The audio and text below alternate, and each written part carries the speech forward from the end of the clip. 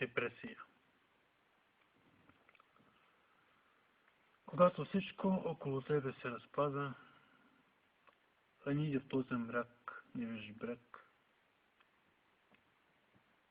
ти за вярата в него се улавяш и котва хвърляш бурен океан.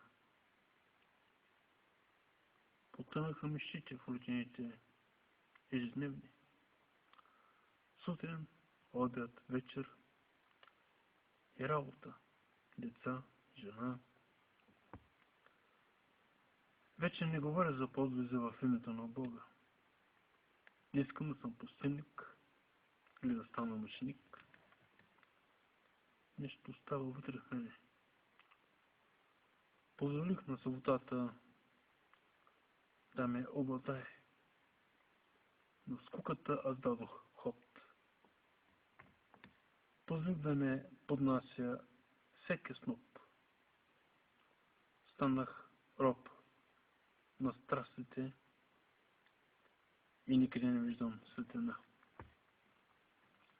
В църквата, като на клубче ходя аз, къде е духът на Бога на сила.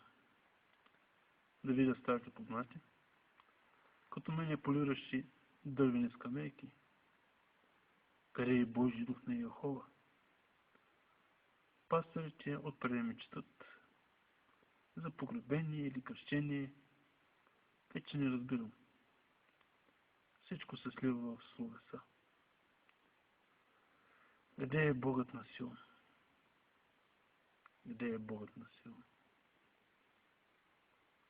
Къде съм аз?